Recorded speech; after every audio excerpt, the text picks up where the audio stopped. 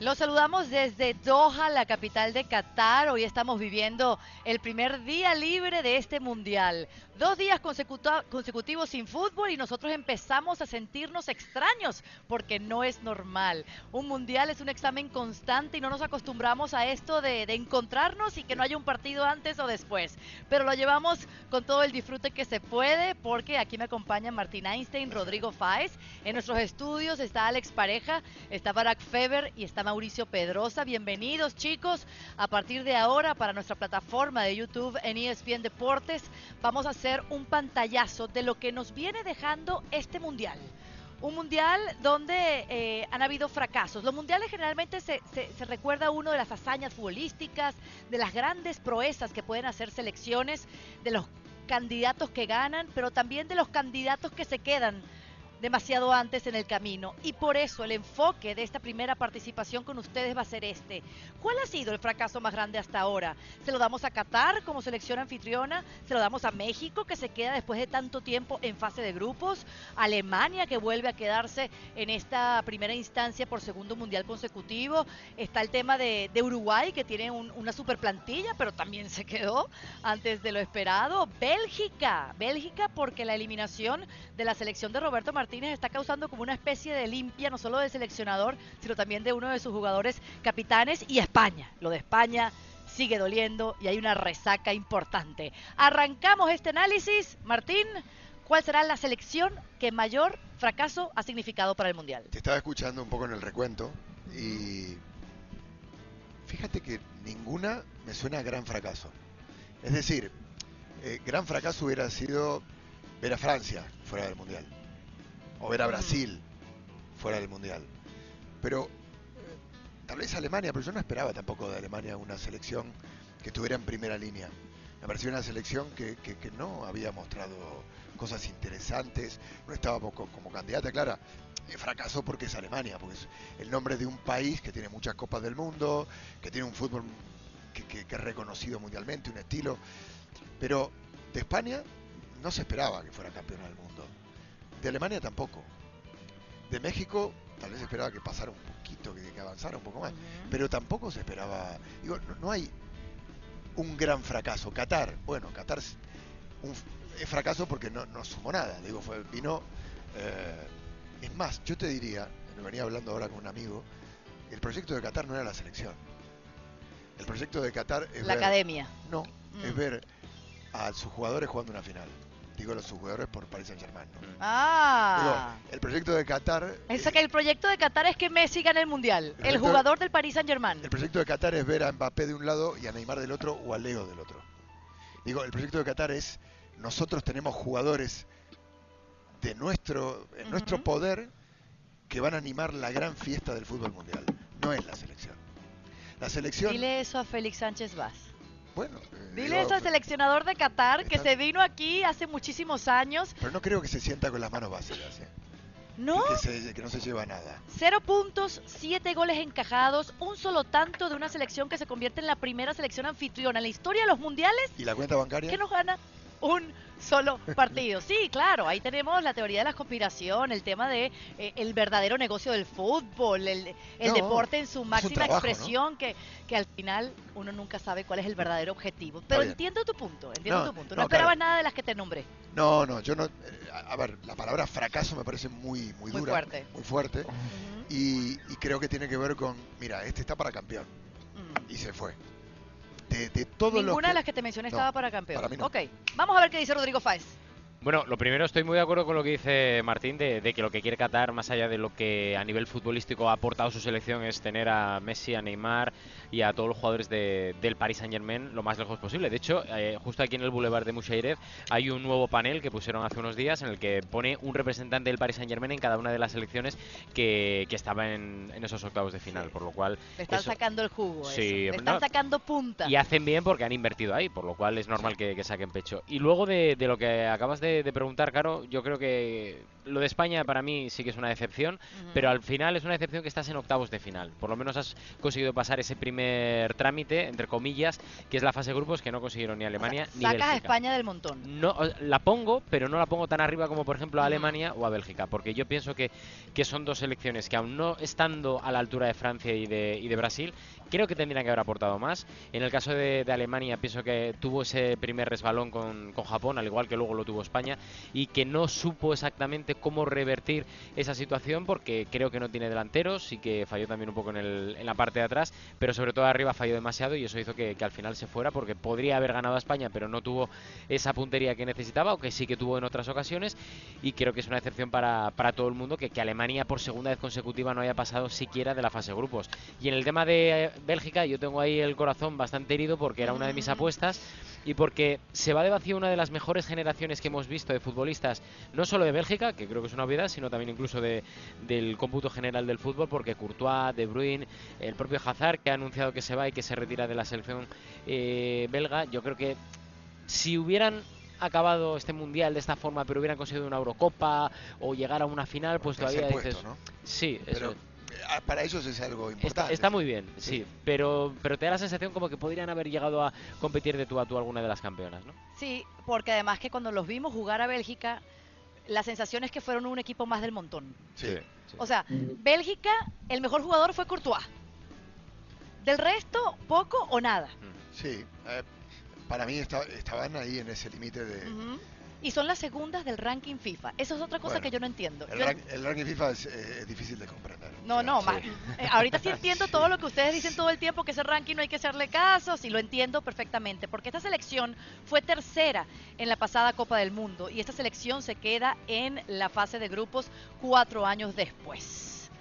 Vamos a preguntarle a Alex Pareja, la mayor decepción, solo pueden escoger a un país, señores. Yo estoy muy de acuerdo con lo que han dicho tanto Martín como Rodri. La decepción o el concepto de fracaso o decepción, yo prefiero la palabra decepción. Va en función de las expectativas que tengas y claro, no hemos visto ningún accidente gordo. O sea, nadie se ha estrellado con un Ferrari o con un Maserati en la autopista, ¿eh? O sea, Francia, Brasil, incluso Argentina, que estuvo flirteando con el desastre, siguen avanzando, ¿no? Entonces, dentro de las que se han quedado, para mí la más sorprendente y la más decepcionante es Alemania, porque primero no pasa la fase de grupos y porque segundo yo creo que no jugaron mal, sinceramente, únicamente pagaron que no tenían cubiertas 2 posiciones, la del lateral derecho, y que por ahí Japón les hizo los 2 goles, que al final son los que acaban pesando en el cómputo global, y el no tener un 9, porque Alemania fue la que más oportunidades generó, la que más expectativas de gol generó en la fase de grupos, pero no transformó, tuvo el síndrome Game Boy, una pantalla con poca definición. Pues eso es lo que fue Alemania, pero del resto de selecciones yo tampoco me esperaba nada más. Bélgica, y Baraki y Mauricio lo saben, que estamos en un grupo de quinielas y tal, ya no tenían ningún tipo de... ¿verdad? Mira cómo se ríe Mauricio. Pero yo no tenía ningún tipo de expectativas, y España al final... pues se ha quedado donde se acostumbraba a quedar, salvo el paréntesis aquello de las 2 Eurocopas y los Mundiales. España nunca había pasado de cuartos de final. Bueno, tuvo mala suerte en los penales y ya está. Yo creo que la mayor decepción, sin duda alguna, es Alemania. Una Alemania que para mí pierde el Mundial cuando cae ante Japón en la primera fecha. Sí. Ahí pierde el Mundial. Japón termina descomponiendo todo en este grupo. Después viene el empate contra España y después viene la victoria contra Costa Rica, el 4-2. Pero sí, una selección donde habían estos veteranos importantes, los Kroos, los Müller, y unos jóvenes que nos encantaban, que estábamos empezándolos a ver, el Havertz del Chelsea, el Musiala. Musiala hizo eso dejó a Alemania. Una gran Copa del Mundo, claro, Musiala, ¿eh? Por eso. Entonces, bueno, tiene sus cosas rescatables, pero quedará para el recuerdo que en Rusia lo saca Corea del Sur y en Qatar lo saca Japón. Sí. Alemania. A esta Alemania que una vez Lineker decía, son 11 contra 11, pero siempre gana Alemania. Bueno, esa frase ya no está teniendo poder ni fuerza, ¿no? Igual estamos hablando de una selección que tiene muchas Copas del Mundo. 4 Copas del Mundo, que tiene correcto. Un estilo futbolístico. Sí, pero que no han hecho nada en los últimos 2 mundiales. Pero esta selección tiene la juventud para creer que en 3 años y medio se reivindican. Sí, yo te diría, es curioso, hablando un poco en retrospectiva y abriendo un paréntesis, ¿no?, de los últimos mundiales, como Italia y Alemania han perdido fuelle, ¿no? Italia no clasificando a 2 Copas del Mundo, algo impensable. Totalmente. Absolutamente ¿Cómo se impensable. extrañan los italianos? Campeones de la Eurocopa. Aunque cuando veo jugar a Marruecos digo, ay, ¿sabes qué? Los italianos jugaban así, ganaron varias Copas del Mundo. Pero claro, fíjate una cosa, Italia es la sorpresa constante, ¿no? Siempre te sorprende, para bien o para mal. Cuando tiene una selección que nadie da nada por ellos, campeones del mundo, o Eurocopa, y luego de repente, por sorpresa, se quedan fuera de 2 mundiales. Es difícil de entender, y lo de Alemania yo creo que es un poco más entendible. Van por procesos, se viene una reestructuración brutal, me parece, en la selección alemana, y ojito. Ojito. Vamos a ponerle ojito también a Barak Feber y Mauricio. Arranco contigo, Mau, porque Al Jim nos está diciendo en nuestro chat que quién va ganando en esa quiniela, que Don Vegas, claro, está que no está ganando en la quiniela. No, yo soy una persona de códigos y lo que pase en WhatsApp se queda en WhatsApp. Entonces no voy a revelar las cosas que pasan en ese. Todo lo que voy a decir es que no es nada más gente de ESPN. Upa. Y eso lo hace todavía más atractivo. No voy a decir más. No puedo decir más. Ese grupo de WhatsApp es una máquina. Yo voy a agregar algo a lo que han dicho de Alemania porque esa es mi respuesta. Esa es la número 1. Pero creo que Alemania, a diferencia de los otros países de los que hemos puesto en la conversación, Bélgica, Uruguay, en un grado menor España, pero creo que Alemania pensaba que había aprendido la lección, ¿no? Y se había preparado para que no le volviera a pasar. Eso para mí es lo más duro de la eliminación alemana, y creo que siguiendo los medios alemanes y tratando de estar en comunicación con algunas personas en la selección, hay un shock adentro de la selección alemana. Yo pude hablar con un seleccionado alemán recientemente en las últimas 48 horas, y la palabra era esa, no podemos creer lo que nos acaba de pasar, porque después de lo que sucedió en Rusia, como ya lo dijeron correctamente ustedes, el proceso alemán se dio cuenta de que tenía que cambiar. Todavía aguantó hasta la Euro el proceso de Joachim Löw, pero el poner a Hansi Flick, pagarle lo que le pagaron en esa Copa del Mundo a Hansi Flick, cobrando 6.5 millones de euros por año, el encontrar valores juveniles, el haberse deshecho de algunos jugadores que ya habían pasado su época y que todavía siguen siendo parte de la selección, y no nada más era encontrar jóvenes, era encontrar muy buenos jugadores jóvenes. El tema con Alemania es que da la sensación que pensó cómo nos volvemos un equipo más agresivo, cómo podemos atacar mejor, y se olvidó de defender. Y a Alemania le pasó factura, defendió muy mal a Alemania en esta Copa del Mundo. No tiene defensores de jerarquía mundial Alemania hoy en día. Y creo que el ejemplo perfecto es Rüdiger. Hay una fotografía de este mundial que es Rüdiger medio canchereando a un japonés cuando van con ventaja en una carrera y después le dan la vuelta al partido. Y la conclusión es esta: Rüdiger es un excelente segundo o tercer central, pero a lo largo de su carrera Rüdiger no nos ha probado que es el primer central de un equipo.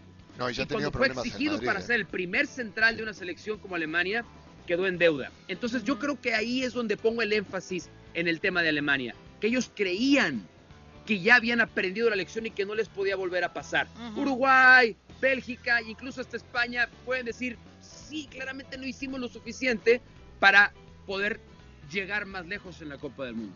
Me gusta que todos hemos mencionado algunas de las selecciones que más o menos tenemos en el radar de que pueden haberse considerado fracasos o decepciones, y que nadie me ha mencionado a México. Barak Feber, tienes la última palabra. ¿Quién ha decepcionado más hasta ahora en el Mundial? No, yo no había mencionado a México. Hay excepciones para escoger muchísimas, ¿no? No quieren usar el término fracaso, no lo usen. A mí me es muy difícil no hablar de fracaso con la selección de Bélgica, con la selección de Alemania, con la selección de Qatar. Una cosa es que no sea campeón del mundo, otra cosa es que no haya sumado puntos para meterse a octavos de final. Cuando nadie me venga a decir ahora que contemplaban que Qatar se iba a quedar con 0 puntos y además sin comparecer. No es algo no es un tema de si ganó o no ganó, es lo que transmitió la selección de Qatar, lo que sabíamos que era capaz de hacer, porque Lo que no transmitió la selección de Qatar, ¿no? Entonces, nada. Lo que es capaz de hacer lo vimos en la Copa Oro, en la Copa América nadie lo ponía seguramente como candidato.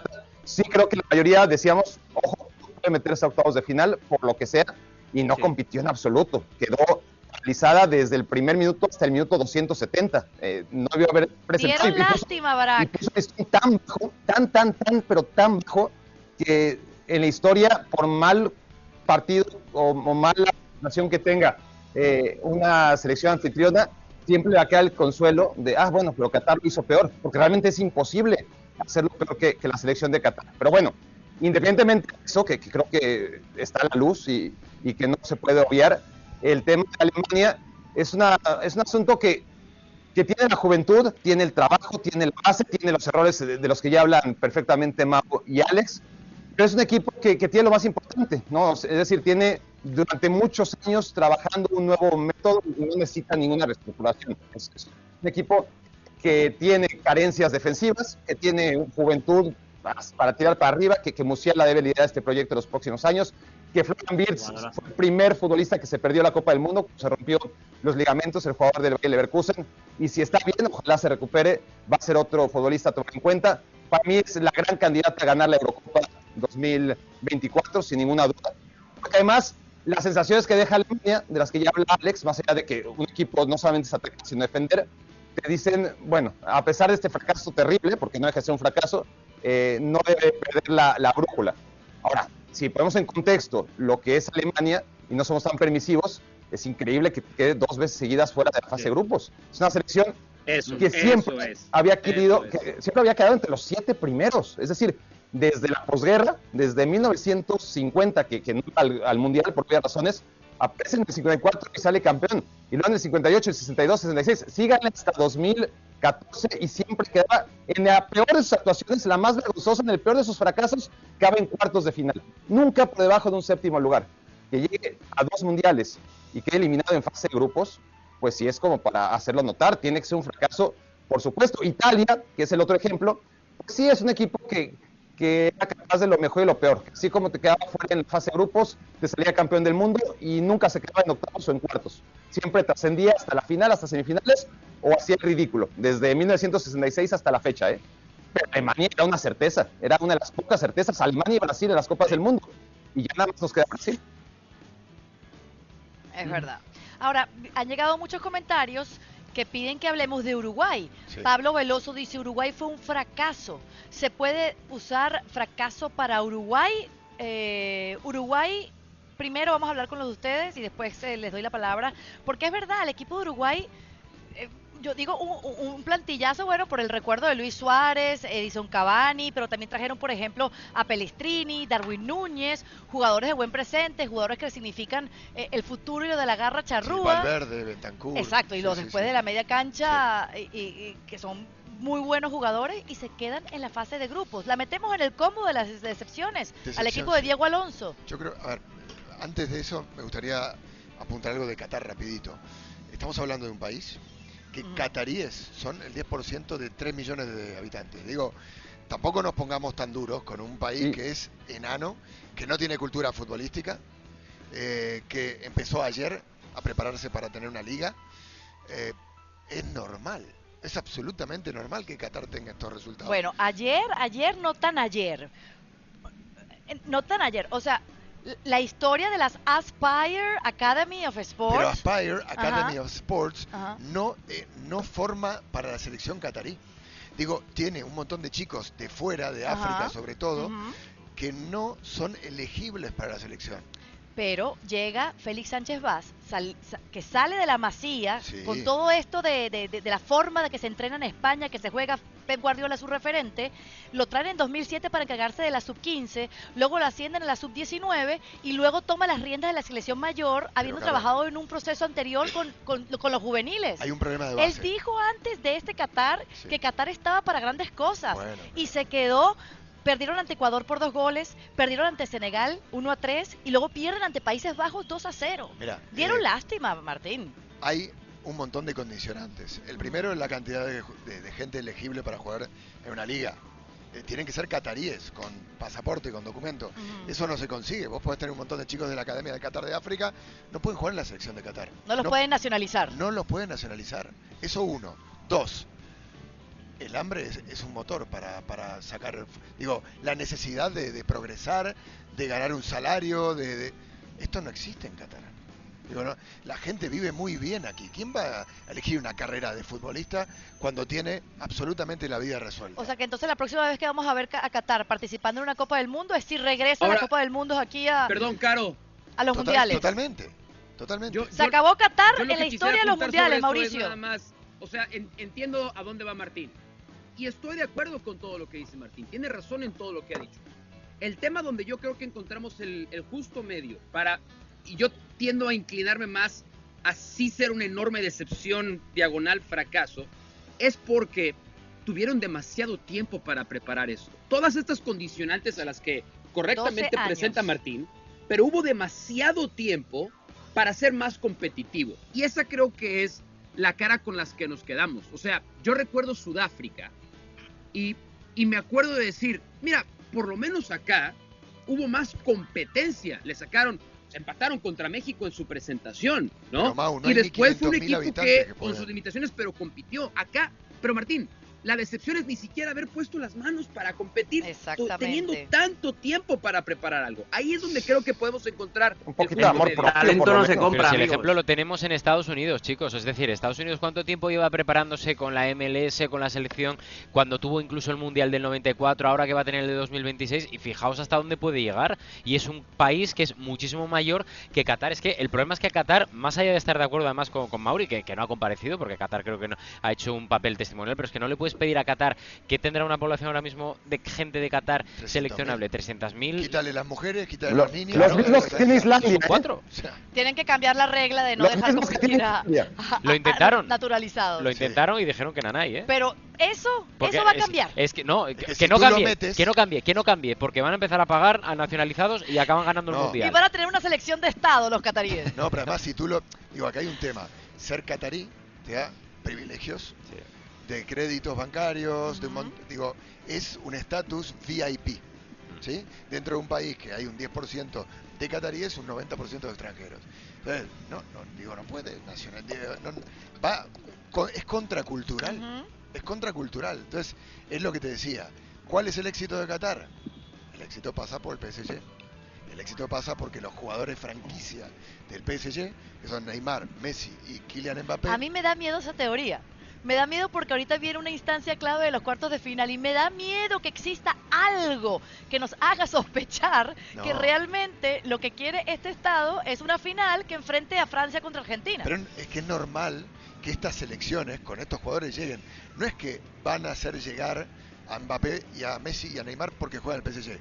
Ellos llegan porque son buenísimos. Exacto, digo, han comprado ya el Rolex. No están fabricando el Rolex. Perdón por meter una marca dentro. Pero es que no te preocupes. Luego hablamos. Si se manifiesta, no te olvides de los pobres. Somos 3, ¿vale? No te olvides. Somos 6, porque ya está Barack, Mau y Alex también, que y producción los otros ya tienen. Rolex. Sí, en producción tenemos demasiada gente importante y valiosa. Pero Alex, te tiro la pelotita a ti porque insisten en lo de Uruguay. Y insisten porque este fue el Mundial donde Diego Alonso los rescató después de Washington Tavares. Se sintió la ausencia de un entrenador que dejó un legado. Alonso los rescató y los clasificó de una forma heroica. No sé, teníamos como que más fe en esta selección y dejaron a deber. ¿Qué más podemos agregar, Alex, de la decepción uruguaya si es que realmente fue bueno, pues que igual que Alonso los rescató durante la fase de clasificación, los limitó en los 3 partidos contra el Mundial, especialmente los 2 primeros. Claro. Alonso tuvo demasiado miedo de tomar decisiones valientes, como después supongo que hablaremos de ella, la de Fernando Santos ayer, y se casó con los veteranos, pero de la peor manera posible, condicionando al resto del equipo. Esa defensa de 3 centrales y 2 carrileros estaba pensada para que Godín no sufriera en defensa a campo abierto, para que estuviera más resguardado al lado de Coates y al lado del Negro Cáceres, que claro, son 3 veteranotes ya, que ninguno de los 3 está en su pico de rendimiento, al lado de Jiménez, que era el único de los que todavía podía contar con un 20 y algo en su edad. Entonces, Entonces, esa es una clave. La otra es la delantera. Estas historias de 4 o 5 mundiales son muy bonitas a nivel individual, pero conllevan un peaje también para el equipo que los soporta. Entonces, si tú quieres jugar, darle minutos a Luis Suárez, y si luego el recambio de Luis Suárez es Cavani, que es otro delantero crepuscular, y si eso lo haces a costa de sacrificar el talento porque no te caben todos y quieres tener una defensa poblada y una delantera en la que alguien pastorea, acompaña a Luis Suárez y a Cavani, que ese alguien era Darwin Núñez, entonces te queda que no tiene sitio para el talento en el centro del campo, no tienes sitio para Pelistri para que juegue bien abierto en banda, no tienes sitio para que de Arrascaeta te aporte el talento que no te pueden aportar porque son jugadores de otra cosa, Bentancur y Vecino, por ejemplo, dejando ya aparte el caso de Valverde, que volvió a jugar de centrocampista y no de falso extremo como en el Real Madrid. Entonces, lo que Diego Alonso les dio durante la fase de clasificación, el propio Diego Alonso se lo quitó a la selección uruguaya jugando con el freno de mano puesto, siendo demasiado defensivos y pillándolo todo al último partido. Y por eso les termina faltando goles para poder clasificar, porque no se nos puede olvidar la forma como Uruguay se queda fuera por culpa de Corea, por culpa de que esa artillería pesada no marcó los goles, Mauricio. Sí, pero la verdad nadie debería estar sorprendido habiendo seguido la carrera de Diego Alonso. A mí incluso me sorprendió su designación como entrenador. Me sorprendió aún más porque estaba compitiendo con Guillermo Almada, y que es un estilo completamente diferente, es otra autoridad diferente. A mí la sensación que me quedó era: Diego Alonso fue una elección de los veteranos del vestidor. No nos olvidemos que Diego Alonso fue seleccionado también uruguayo, y no fue en función de su capacidad como entrenador, sino de la relación que podía tener con algunos dirigentes de la Asociación Uruguaya de Fútbol y también con algunos miembros del plantel. Pero siguiendo la carrera de Diego Alonso, a ver, en Pachuca trabajó muy bien con jóvenes, consiguió título, pero después fueron 4 temporadas muy deficientes. Rayados de Monterrey, lo dieron un equipazo, le puso el freno de mano, se fue. No sé si vale incluso la pena clavarnos en su época en Inter Miami, donde pues tampoco tenía un gran plantel para trabajar, pero los propios dirigentes admitieron en privado que se habían equivocado rotundamente en darle el primer campeonato de Inter Miami a Diego Alonso. Es decir, nadie tuvo que haber hecho cara de sorprendido de haber visto a este Uruguay conociendo los antecedentes de Diego Alonso. La otra parte que sí, donde sí creo que hay una decepción enorme, es el desperdicio de las grandes figuras o de las figuras emergentes de Uruguay. No voy a repetir lo que dijo y lo que expuso Alex para no perder más tiempo, pero es un gran desperdicio. Olivera, y ese desperdicio viene de la mano en esta reverencia que es un tema complicado, porque yo sí soy alguien que entiende el respeto a las jerarquías, el respeto a las trayectorias, pero las trayectorias son esta arma de doble filo. O te pueden impulsar al talento joven a llevarlo a otro nivel, o pueden ser una obstrucción de arterias tremenda. Y esa obstrucción de arterias no nada más termina por provocar a veces un pequeño infartillo, sino limita el progreso en el largo plazo de los jugadores y el talento emergente que tiene Uruguay. Por eso es una enorme decepción, y ojalá que sirva de lección. Ojalá les sirva de lección al fútbol uruguayo para entender cómo tienen que revolucionar el talento que tienen a su disposición. Sí, ahí también el tema de las lesiones, la ausencia de Araujo, no sé.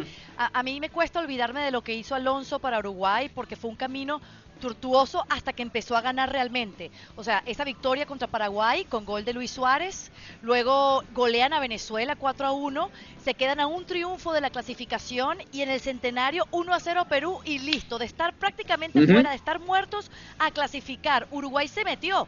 Por eso esperábamos más de Uruguay, porque venía con ese impulso, y sentí que Uruguay quedó a deber en esta Copa del Mundo. Yo estoy de acuerdo, porque al final el problema o el sabor de boca que te deja Uruguay es por qué en los 2 primeros partidos no jugó como al final, en ese partido contra Ghana, porque ahí contra Ghana sí que se estira, va al ataque, demuestra un poco que esa combinación entre veteranía y juventud puede ser perfectamente aplicable al rectángulo de juego, pero te da la sensación de que lo que decían tanto Mauri como Alex antes, se vendió en su día a las vacas sagradas, pero las vacas sagradas, fíjate, Caro, de qué forma le devolvieron esa confianza. Es decir, cuando creo que fue el segundo partido contra Portugal, creo que fue, que Cavani dio dijo en rueda de prensa en la zona mixta, si hemos sido tan defensivos, pregúntenle al técnico. Claro. Que al Lo final tiró es un debajo poco el del doble autobús. juego, ¿no? Fíjate, hablando de excepciones, Ujú. yo me quedo, digo, por no hablar de Uruguay, para mí la excepción es que vimos una fase de grupos muy defensiva. Sí, total. Me hubiera gustado un poco Sorpresa. más de Rocco y Valentía en general. Me gusta eso que me acabas de decir.